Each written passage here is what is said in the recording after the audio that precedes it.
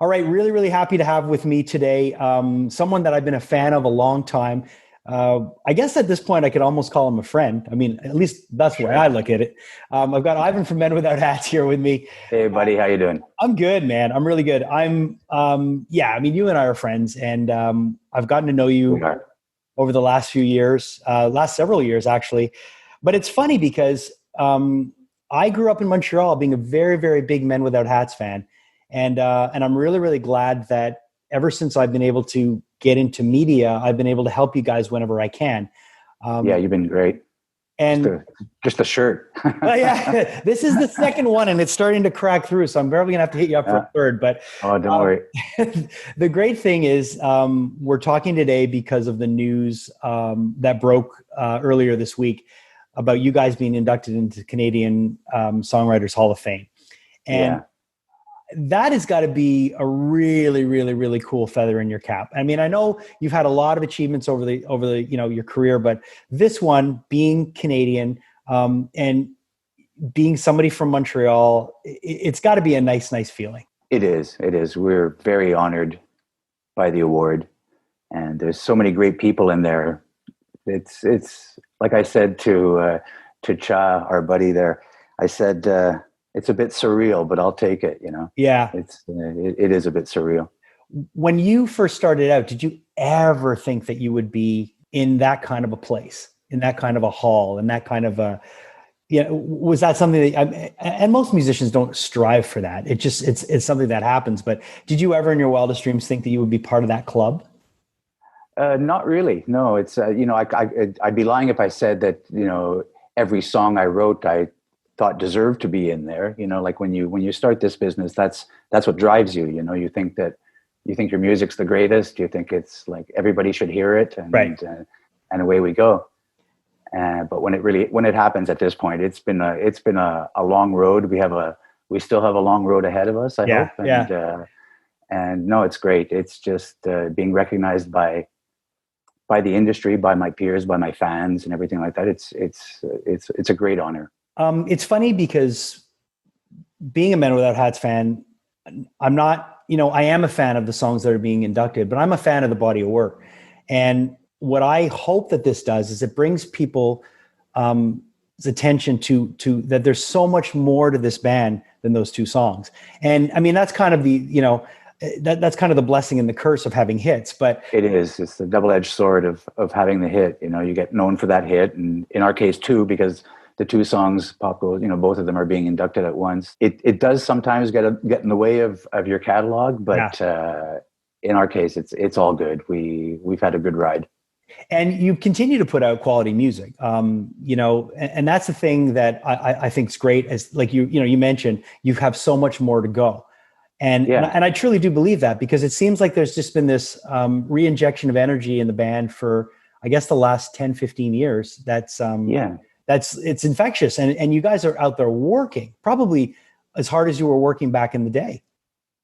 I dare I say even harder, because we've visited a lot of places that we didn't hit the first time around, and this 80s music is still very, very popular. It's like disco music. It's dancing music. All dance musics will always be popular, and that's why we've had a lot of success on the road since I put the band back together. It's been awesome. Tell me a bit about putting together Safety Dance. I mean, I know this story's been told, but give me some some insight on what that was like when that came together, and when you realized, hey, I might be onto something here. Yeah, well, the song was written as per legend that it was a night that I got kicked out of a club for pogoing, because in those days disco was dying, but there wasn't enough 80s music to fill the void. And this was like late 70s, and the only songs really on the radio, on commercial radio, were the B-52's Rock Lobster, Blondie's Heart of Glass, and maybe one other one, and whenever they'd come on in the discotheques, we'd jump up and go to it. So I got thrown out one night, went back and wrote Safety Dance, and like I said before, I thought every one of my songs was great, but it wasn't our first single. We put another song. We put I Got the Message out first in Canada, and it went its way. We put the Safety Dance out, and it did its little thing. And it was really when the 12-inch hit in the clubs. The 12-inch went, the remix of Safety Dance went #1 on the Billboard dance charts. This one. There you go, that one there. And that really, we still didn't have an American deal. We still didn't have a world. We only had a Canadian deal, basically. And so that the doors started opening, and that's when the whole thing kind of took off. It's got to be crazy when you're living through this thing. You know, with the song is based on an actual event that happened to you. You go back, you write it, you put it out, and then all of a sudden, this thing catches fire. That song has brought you around the world, and back then, it really, really brought you around the world. I mean, if you reference that song to most people that are plugged into any type of pop culture, they're going to be able to either sing a lyric, they're going to be able to hum it. That's crazy. That's like a crazy achievement. That goes beyond any kind of Hall of Fame. That's like a pop culture moment, and those don't happen very often. Yeah, no, I'm doubly blessed. I tell you, it really has taken us to a lot of places, and it's been great. What was the first experience like when you actually left Canada and you went to another place which wasn't part of your country, and you started hearing people singing that song back to you? Well, it was also the beginning of the MTV days. Right. So that the video had a lot of impact on the song as well. And I started getting recognized everywhere I went. And that was quite a new experience. Right.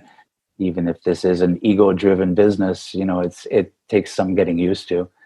And so that was it. It was instant fame, instant recognition, the plus of MTV getting in there and driving it home, dance mixes, people voting with their feet in the clubs. It was all kind of, it takes a lot of things to come together.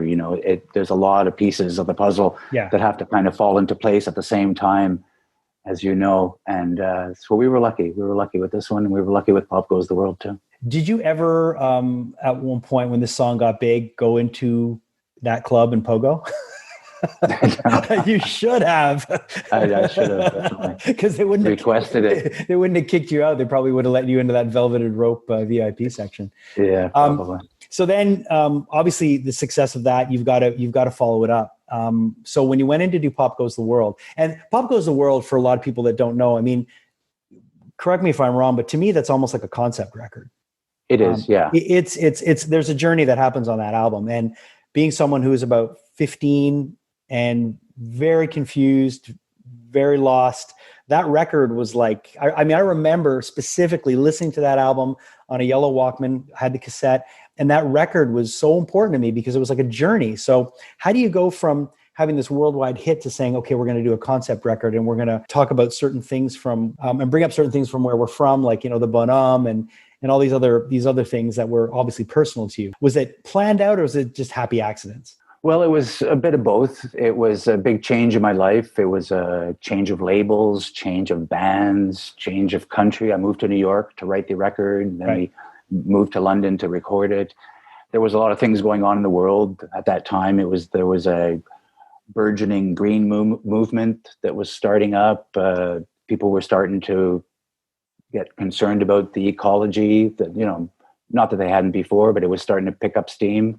Second wave feminism, all kinds of stuff. I became a vegetarian at that point. So there was a lot of changes going on. The funny story about that record is, I've told it before, is that the song Pop Goes the World I had written as a 1 minute long instrumental that was supposed to be like popcorn, or one of those electronic instrumentals. Right. And I sent it with a demo of 10, 12 songs along with those songs to the A&R guy in New York.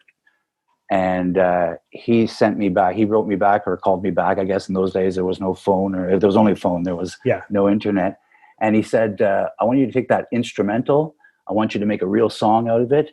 And then I want you to write 10 more just like it. And just forget about those other songs you sent. Just concentrate on this. Build something around that riff. Build an album around that riff. And I did. That's literally what I did. So where's all the leftover stuff? Did that ever come out? Never. It's in the vaults. I've sort of cannibalized it over the years. Okay. And the pieces have shown up in other songs. And that was it. There's something about that record that it's very different from any of your other stuff, before or after. There's some moments in there that are very, and you know, it seems very, very emotional, and it seems very, very personal. Am I wrong? It is. It was like it was very. It was. On top of everything else I told you, I just got a divorce from my first wife, and it was like a big time of upheaval in the world and in my personal life. So we're in studio right now recording our new record, which I've been playing bits and pieces to people, and they tell me it sounds like it's going to be Pop Goes the World Part 2, because it's that type of record too. There's a journey that happened, a musical journey that's happening through my past and everything like that. And it's going to be, we're about halfway done. We're starting the mixes now. I've sent you some stuff. You've heard a couple. I've heard some stuff, and I've been very pleasantly surprised. Yeah, we're starting off by, we're going to release an EP of covers. And so the first one that we finished is Blow It High Do by The Tragically Hip. Oh, nice. And and so you'll hopefully be hearing that one pretty soon. See how I acted surprised? I've already heard it. But you didn't send it to me, so I didn't want to act too surprised. Listen, Ivan, thanks for taking the time to chat with us. Congratulations again. I think it's long overdue. To me, you're one of the best modern songwriters to come out of Canada. Thanks. And you're one of my faves always, so I'll always have time to chat with you. So thanks a lot. Best of luck, and we can't wait to hear the new stuff, and I can't wait to talk to you when the new stuff comes out. Thanks a lot, Jason. Nice talking to you.